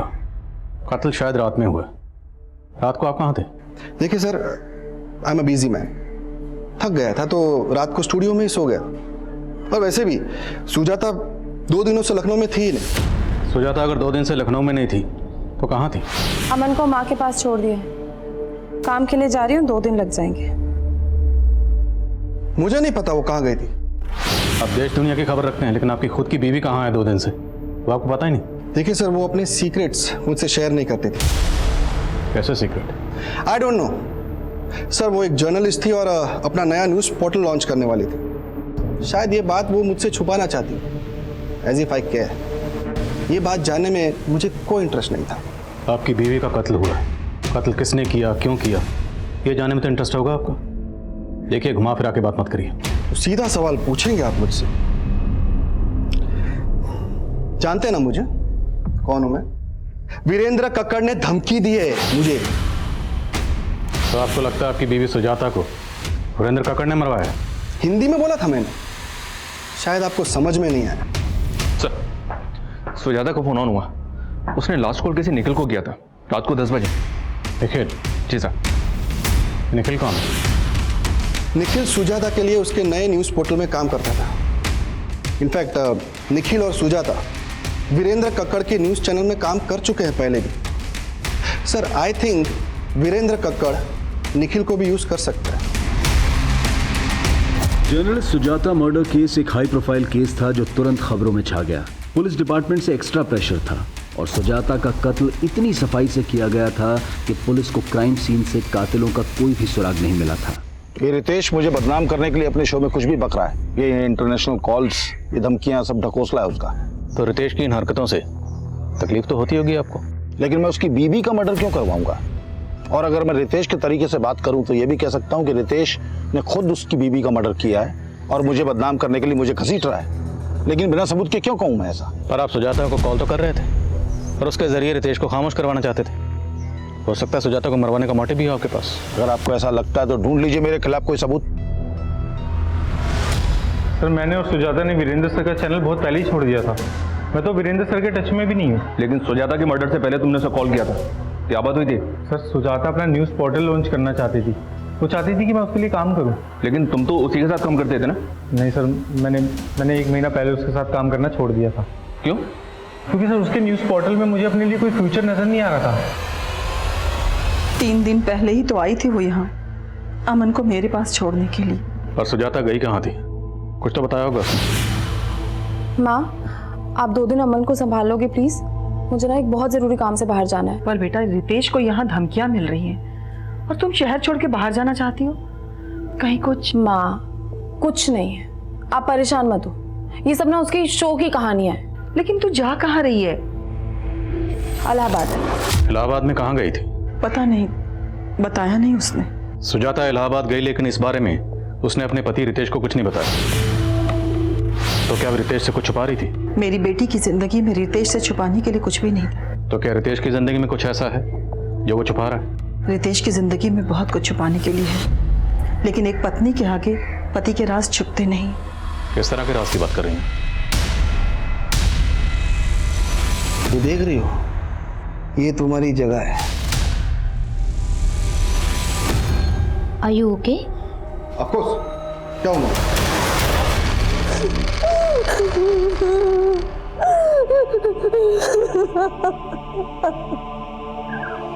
आपकी बेटी गुड़िया को ढूंढने के लिए हमारे एनजीओ से जो भी बन पाएगा वो हम करेंगे। आपने बताया कि आप पुलिस स्टेशन भी गए थे, आपके पास एफआईआर की कॉपी है? एफआईआर तो उस दरोगा ने लिखी नहीं मैडम, उल्टा गुड़िया के बारे में अनाप शनाप बातें कर रही है। आपकी बेटी जवान है, किसी के साथ अफेयर होगा उसका, भाग गई होगी। ये कैसी बातें कर रहे हैं साहब आप? वकील साहब गायब किए हमारी बेटी को। आपको पता है आप किस पे आरोप लगा रहे? इस शहर के सबसे बड़े लॉयर है वो। देखो लोबना, तुम्हारे और रितेश के बीच जो कुछ भी चल रहा है उसकी सारी जानकारी हमने ऑलरेडी निकाली, इसलिए हमसे कुछ भी छुपाना मत। सर, अब मुझे ऐसा लगने लगा है कि आप मेरे लिए कुछ भी नहीं करने वाले और मेरा बस यूज कर रहे हो। खुद आई थी मेरे पास, मैंने कोई बोला नहीं था तुम्हें मुंह लगाना ही नहीं चाहिए था मुझे। सर, आप मुझे गलत समझ रहे हैं, मेरा वो मतलब नहीं था। अब आप प्लीज़ गुस्सा मत करिए। सर, मैं इस चैनल में एक अच्छी पोस्ट पाना चाहती थी सुजाता मैम की जगह लेने का मेरा कोई इरादा नहीं था और ना ही रितेश सर मुझे वो जगह देने वाले थे। तो मतलब ना प्यार मिला ना पोस्ट, तो सोचा रितेश की बीवी को मरवा कर उसकी जड़ें हिला दूं। सर उनकी जड़ें बहुत मजबूत हैं, उसे मैं क्या कोई भी नहीं हिला सकता। देखिए ऑफिसर, आप बार बार भूल रहे हैं कि मैं क्या चीज़। यही तो जानना है कि आप क्या चीज़ है। इतना कॉन्फिडेंस, लेकिन मेरी पर्सनल लाइफ में घुसने की कोशिश मत करना। घुसना तो पड़ेगा क्योंकि कत्ल का मकसद आपकी पर्सनल लाइफ में ही है। अच्छा, अगर आपके अफेयर के बारे में आपकी बीवी को पता चल जाता तो? उसे पहले से सब कुछ पता था। इनफैक्ट ऑफिसर, मेरे और मेरी बीवी के बीच में रिलेशनशिप मियाँ बीवी जैसा था ही नहीं। और सुजाता कौन सी दूध की धुली हुई थी, वो मेरी तरफ से बिल्कुल फ्री थी। अब आप ये भी कहोगे कि कत्ल के 2 दिन पहले सुजाता अपने लवर से मिलने गई होगी? हो सकता है। अगर आपको पता नहीं तो मैं बता दूं कि वो निखिल के साथ रिलेशन में थी। वीरेंद्र के साथ काम करते हुए शायद उसके साथ भी रिलेशन बना लिया हो। इस निखिल और वीरेंद्र को तो हम देख लेंगे, लेकिन अगर आपका अपनी बीवी सुजाता के कत्ल से कोई भी ताल्लुक हुआ तो बख्शेंगे नहीं। एक न्यूज एंकर और एक जर्नलिस्ट के तौर पर रितेश एक प्रतिष्ठित हस्ती था, लेकिन जो लोग समाज में जागरूकता फैलाने का काम करते हैं कई बार उनकी असलियत विपरीत भी होती है। रितेश की निजी जिंदगी की हकीकत उसे अपनी पत्नी सुजाता के मर्डर का प्राइम सस्पेक्ट बना रही थी, लेकिन पॉलिटिशियन वीरेंद्र सिंह और सुजाता के साथ सुजाता के न्यूज पोर्टल में काम करने वाला निखिल भी पुलिस की रडार में थे। लेकिन लखनऊ के सुजाता मर्डर केस से गोरखपुर का गुड़िया मिसिंग केस एक 4 साल पुराना केस था। एफआईआर के मुताबिक 4 साल पहले गुड़िया लखनऊ से गोरखपुर जाते हुए लापता हुई थी, मगर 4 साल के इस अंतराल के बीच की एक कड़ी खुद सुजाता मर्डर केस के इन्वेस्टिगेटिंग ऑफिसर भी थे। 4 साल पहले उस ऑफिसर का भी गुड़िया मिसिंग केस से सामना हुआ था। कहिए वंदना जी, कैसे याद किया? करीब 1 हफ्ता पहले आपके थाने में गुड़िया नाम की लड़की की कंप्लेंट आई थी। गुड़िया? जी। केस बहुत सीरियस है। वो 18 साल की बच्ची 1 हफ्ते से मिसिंग है। उसके फादर ने एफआईआर लिखवानी चाहिए तो एफआईआर लिखवी नहीं गई। आई एम सरप्राइज कि ये आपके थाने में हुआ है। वंदना जी, मैं 1 हफ्ते के लिए कोलकाता गया था। लेट मी चेक, मैं आपको थोड़ी देर में कॉल बैक करता हूँ। सुप्रिया सर, 1 हफ्ता पहले किसी गुड़िया नाम की लड़की की मिसिंग कंप्लेंट आई थी। गुड़िया? सर, उस दिन एक आदमी आया था अपनी बेटी गुड़िया की मिसिंग कंप्लेंट लिखवाने। साहब, ये हमारी बेटी गुड़िया, इसे गायब कर दिया साहब। ऐसे कैसे गायब हुई? आप बैठिए आप और तसल्ली से बताइए क्या हुआ। वो एफआईआर लेकर मेरे कैबिन में आ। सर, एफआईआर तो लिखी नहीं मैंने। क्यों? सर, एफआईआर तो तब लिखता ना जब लड़की गायब होती। वो तो अपनी मर्जी से चली गई थी। तो मैं कैसे पता कि लड़की अपनी मर्जी से कहीं गई? लड़की के फादर ने एनजीओ में कंप्लेंट की है और तुमने बिना किसी सीनियर ऑफिसर को कंसल्ट किए खुद ही डिसाइड कर लिया? सर, मुझे लगा कि व्हाट लगा? अब मुझे लग रहा है तो मैं सस्पेंड कर दूं। सॉरी सर, गलती हो गई मुझसे। सुप्रिया, मुझे गुड़िया की पूरी डिटेल चाहिए तुरंत। सर प्लीज मुझे जाने दो, प्लीज छोड़ दो मुझे, प्लीज जाने दो, प्लीज जाने दो मुझे, प्लीज।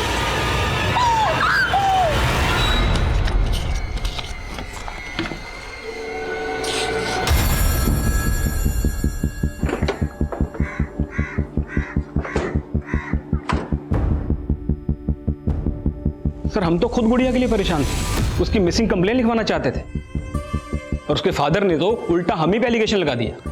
लेकिन अगर गुड़िया के फादर ने कुछ किया होता तो एनजीओ क्यों जाता? सर, मैं आपको बता रहा हूं, पक्का उसके बाप ने ही उसे कहीं छुपा कर रखा है और अब हमें फंसाकर हमसे पैसा ऐंठना चाह रहा है।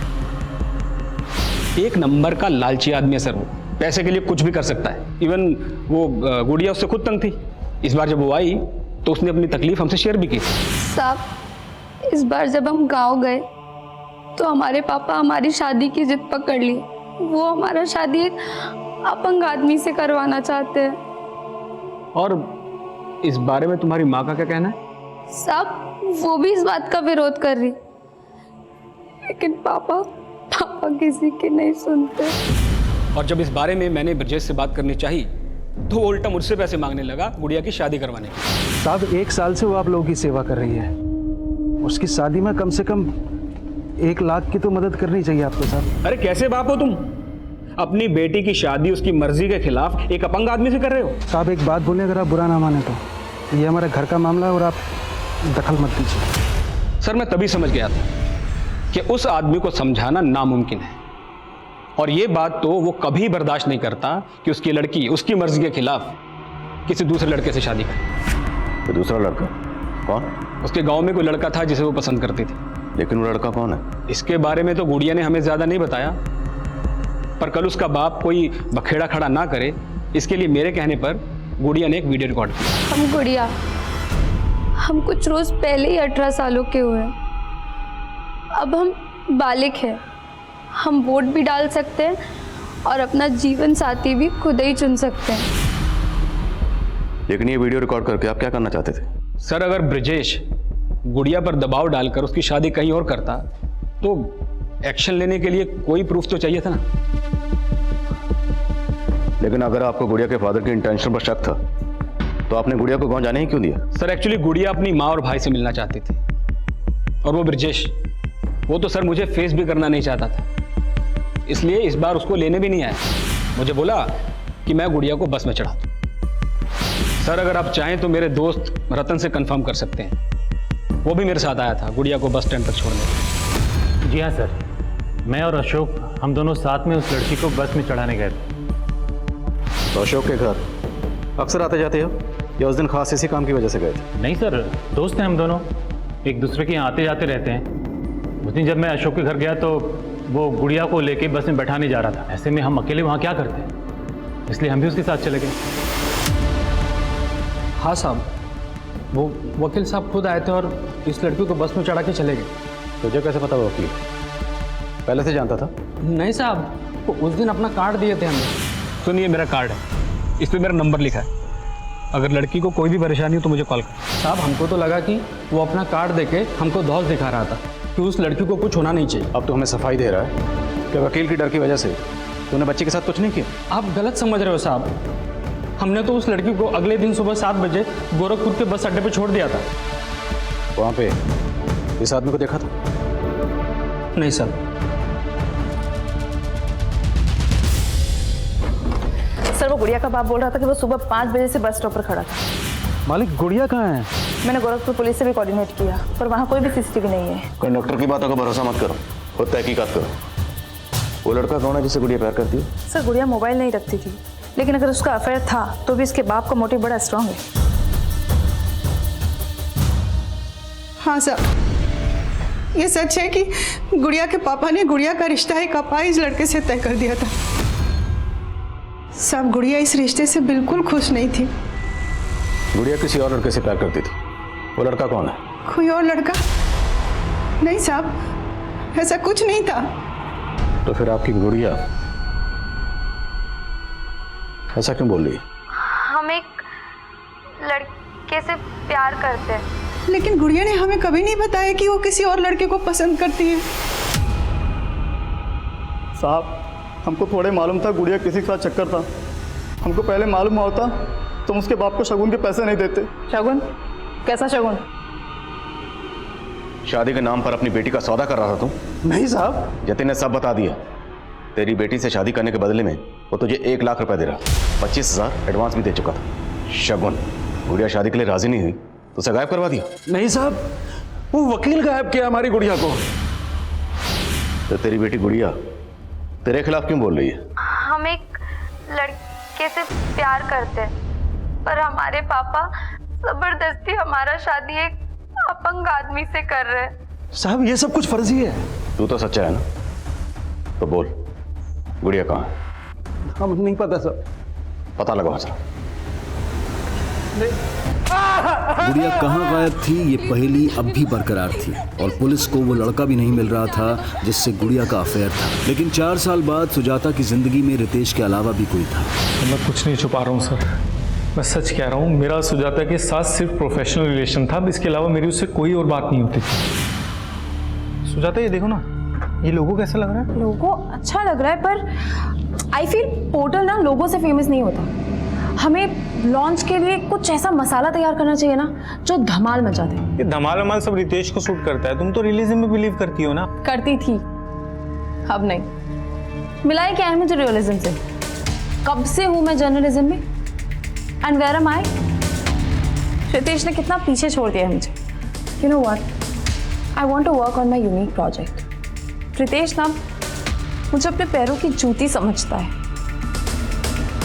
और मुझे उसके पैरों तले से जमीन खिसका दे रही है। सुजाता, इट्स ओके यार। All the details tomorrow. Carry on. मैं तो वैसे भी ऊपर जा रहा था। What carry on? क्या बकवास क्या कर रहे हो तुम? एक्सप्लेनेशन देने की कोई ज़रूरत नहीं सुजाता। सर वो रितेश सबको अपने जैसा समझता है। मैंने आपको पहले बताया नहीं, लेकिन अब आपको बता रहा हूँ। सिर्फ उसकी वजह से ही मैंने सुजाता के साथ काम करना बंद किया, क्योंकि मुझे लगता था कि वो सुजाता का गुस्सा मेरे ऊपर निकालेगा। तुमने बताया कि सुजाता अपने पोर्टल की लॉन्चिंग से ही धमाल मचाने वाली थी। ऐसा क्या हाथ लगा था उसके? I am so excited to meet you this time, क्योंकि इस बार मैं फुली प्रिपेयर्ड हूँ। तुम्हें पता है मुझे वो भी मिल गया है जिसकी मुझे तलाश थी। सर उसके बाद उसका मर्डर हो गया। तो ये सब तुमने हमें पहले क्यों नहीं बताया? सर मैं डर गया था सर मुझे लगा कि वो रितेश इस मर्डर केस में मुझे फंसाने की कोशिश जरूर करेगा। ये निखिल वाकई डरा हुआ है, स्मार्ट बन रहा है। हो सकता है ये भी सुजाता के साथ इलाहाबाद में। लेकिन सर उस दौरान निखिल की फ़ोन लोकेशन इलाहाबाद की नहीं थी, और सर इलाहाबाद से एक इन्फॉर्मेशन मिली है कि सुजाता इलाहाबाद के किसी न्यू शांतनु होटल में ठहरी हुई थी। मनीष, तुम खुद इलाहाबाद जाओ और पता करो कि सुजाता वहाँ किस किससे मिली। निखिल के मुताबिक वो किसी न्यूज़ को लेकर एक्साइटेड थी। अगर ऐसा है तो उसके फ़ोन या लैपटॉप से कोई ना कोई लीड मिल सकती है। पुलिस को फिलहाल सुजाता के लैपटॉप, कंप्यूटर्स और फोन से ऐसा कोई डेटा नहीं मिला था जो सस्पिशियस हो, लेकिन पुलिस इन सब का डिलीटेड डेटा भी रिट्रीव कर रही थी। पर क्या पुलिस इस एंगल पर काम करके अपना वक्त जाया कर रही थी? सुजाता मर्डर केस एक हाई प्रोफाइल केस था और पुलिस अच्छी तरह से जानती थी कि अगर वो जल्द ही किसी नतीजे पर नहीं पहुंची तो ये केस उनसे छीनकर सेंट्रल इन्वेस्टिगेटिव एजेंसी को भी दिया जा सकता है। इसलिए पुलिस काफी दबाव में काम कर रही थी। लेकिन एक गरीब लड़की गुड़िया का केस जो पिछले 4 साल से लापता थी, वो बिना किसी नतीजे के बैकलॉग में था और गुड़िया के गरीब परिवार की हर गुहार अनसुनी कर दी गई थी।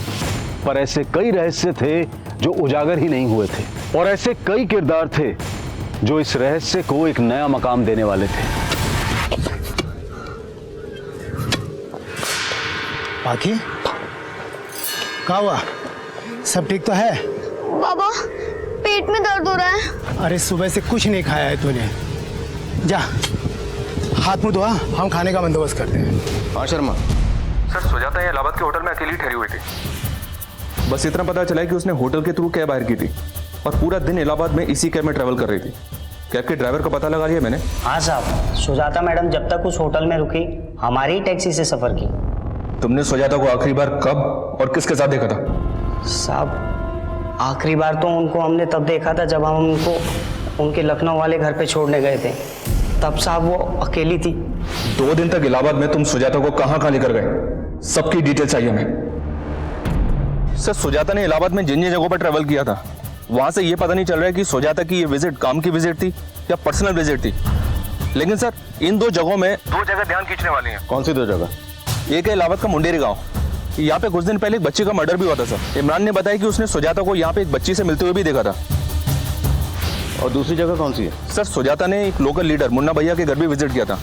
मुंडेरी गांव की बच्ची और लीडर मुन्ना भैया का घर। सुजाता सर किसकी बात कर रहे हैं? मैं नहीं जानता। ये अच्छा हाँ, ये लड़की तो अभी कुछ दिन पहले आई थी हमारे पास।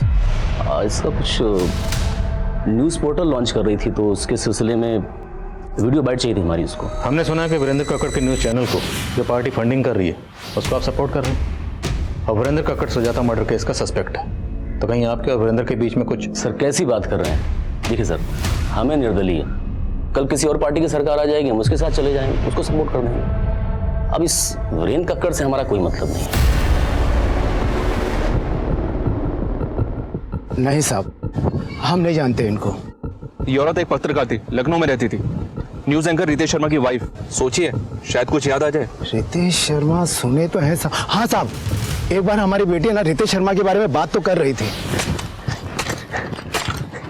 बाबा बाबा आप जानते हो रितेश शर्मा कौन है? नहीं तो। और ये सब तो काहे पूछ रही है? बाबा हम सुने कि वो टीवी में आते हैं, वो हमारे गांव में आने वाले हैं, वो हम सबका जिंदगी बदल देंगे, फिर हमारे पेट में भी दर्द नहीं होगा। कौन वो डॉक्टर है का वो? और कौन बोला तुमको ये सब? एक तरफ मुन्ना भैया का वरेंद्र कक्कड़ से कनेक्शन दिख रहा है और दूसरी तरफ ये रितेश की मुंदेर जाने की कहानी। इतना हिंट तो मिल रहा है सर कि सुजाता के मर्डर का इलाहाबाद से कोई ना कोई कनेक्शन जरूर है। सुजाता के कत्ल वाले दिन का उसके घर का एरिया का डम डाटा निकला, शायद कोई सस्पिशियस नंबर मिले। तब तक मैं इस रितेश शर्मा से मिलता हूँ। ये आप रोज रोज क्या फालतू के सवाल लेके आ जाते हैं? हाँ? मेरा मुंडेरी गांव में जाने का कोई प्लान नहीं था। और आपकी बीवी सुजाता वो मुंडेरी गांव गई थी और ये बच्ची, बाकी नाम है इसका, मुंडेरी गांव की रहने वाली और इसका कत्ल हुआ। आप ये फालतू के सवालों का जवाब देने के लिए मेरे पास टाइम। सर हमने इससे ये सब पूछ के कहीं ओवर रिएक्ट तो नहीं कर दिया? ओवर रिएक्ट तो रितेश कर रहा है, करने दो, कम से कम पता तो चले कि इसका इस केस से क्या ताल्लुक है। सर हेलो, हाँ ठीक है, हम पहुंच रहे हैं। ओके सर, सुजाता के लैपटॉप से डिलीटेड वीडियो का डेटा रिट्रीव हुआ।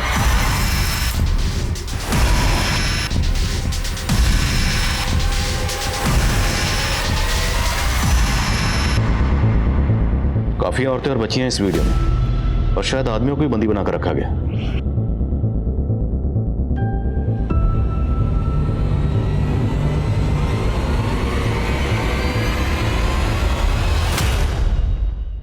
तो उसने स्टिंग ऑपरेशन किया होगा।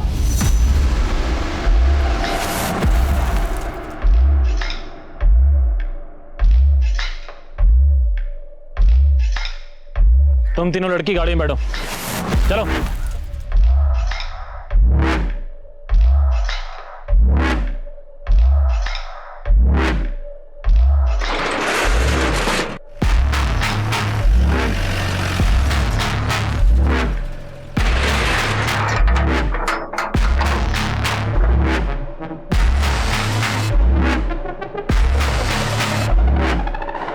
यहाँ पे कोई बड़े लेवल का क्राइम चल रहा है, ह्यूमन ट्रैफिकिंग या सेक्स एक्ट या कुछ और। Right sir.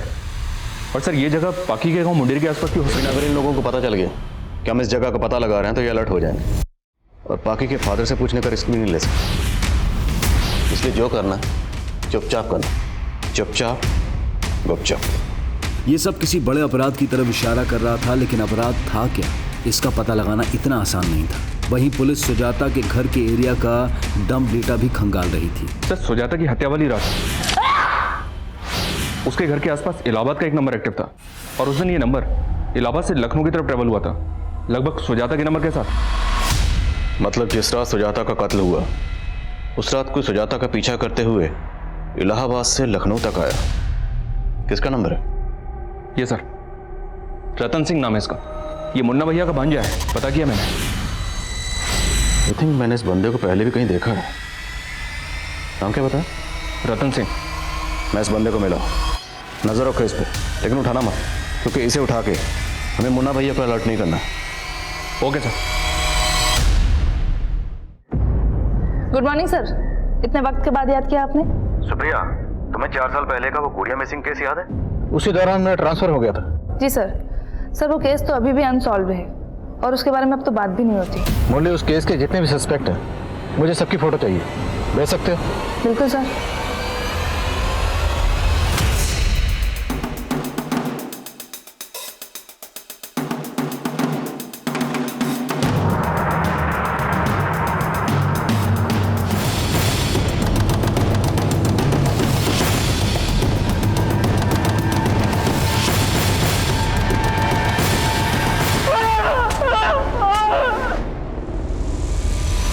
हमारी मुलाकात 4 साल पहले भी हो चुकी है। गुड़िया मिसिंग केस, कुछ याद आया? लेकिन जब मैं अशोक के घर गया तो वो गुड़िया को लेके बस में बैठा नहीं जा रहा था। ऐसे में हम अकेले वहाँ क्या करते, इसलिए हम भी उसके साथ चले गए। गुड़िया को कहाँ गायब किया?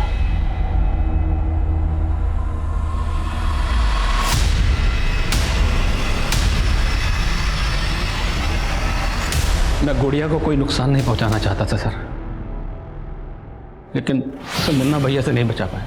मुन्ना भैया, कॉन्ट्रैक्ट अगर एक बार मिल जाए ना। कौन है? ये आया है, मेरे बच्चे। आया है तब तो तुम्हें कोई दिक्कत नहीं होनी चाहिए ना, और वैसे भी तुम्हारी बीवी और बेटा तो बाहर गए हुए हैं। मुन्ना भाई, बच्ची है? देखो, इस बच्ची के बदले मोटा कॉन्ट्रैक्ट दिलाऊंगा तुम्हें। गुड़िया को गोरखपुर की बस में चढ़ाने की कहानी झूठी थी। क्या करते सर, बचने के लिए फुल प्रूफ प्लान बनाना पड़ा। कंडक्टर वो भी हमारा ही आदमी। गुड़िया का वीडियो भी इसी प्लानिंग का हिस्सा था? नहीं सर, तब तो मैं जेन्युइनली गुड़िया की हेल्प करना चाहता था। और जर्नलिस्ट सुजाता शर्मा, उसे क्यों मारा? साहब उसको क्रांतिकारी बनने का शौक चढ़ा था, हमको चकमा दे के सारा वीडियो निकाल ली थी। हिम्मत तो बहुत की मगर एक गलती कर दी, मुन्ना भैया के बिल में खुद ही घुस गए।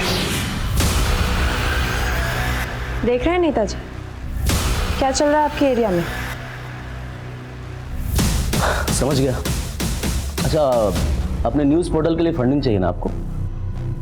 जितनी फंडिंग चाहिए मिल जाएगी। सोचती हूँ।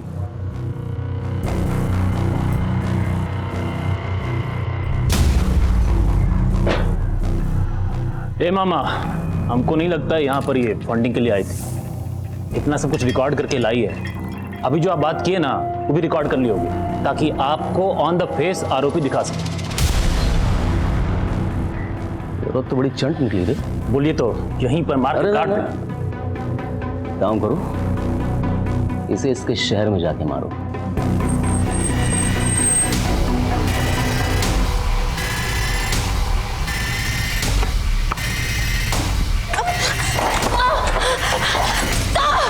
इसको मार के हम सारा वीडियो डिलीट कर दिए और सीसीटीवी का डीवीआर लेके भी भाग। उन आदमियों को बंधक बना के क्यों रखा था? वो हमारे बंधुआ मजदूर है।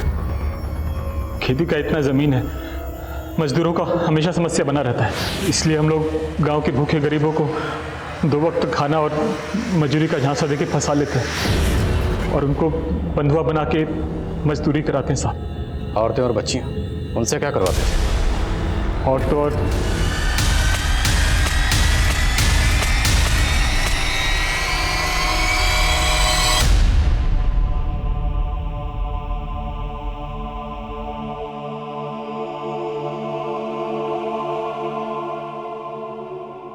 हम अक्सर सुनते हैं कि अदालतों से लेकर पुलिस की फाइलों में ऐसे कई केसेस हैं जो सालों तक किसी नतीजे पर नहीं पहुंचते। इसके पीछे की वजह जो भी हो, लेकिन अगर गुनहगार जल्द से जल्द सलाखों के पीछे ना पहुंचाए जाएं, तो वो और अपराध भी कर सकते हैं, जैसा कि इस केस में हुआ। अगर पुलिस 4 साल पहले ही गुड़िया के गुनहगारों तक पहुंच गई होती, लेकिन ये रैकेट तो इस पैमाने पर फैला हुआ था कि कई मासूम इन गुनहगारों का शिकार हो रहे थे। अब मैं अनूप सोनी आपसे विदा लेता हूं, फिर मुलाकात होगी क्राइम पेट्रोल सतर्क में एक और नए केस के साथ।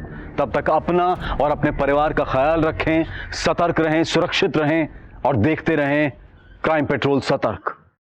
जय हिंद। क्राइम पेट्रोल के और भी दिलचस्प कहानी देखने के लिए हमारे चैनल को सब्सक्राइब करें और बेल आइकॉन दबाना न भूलें।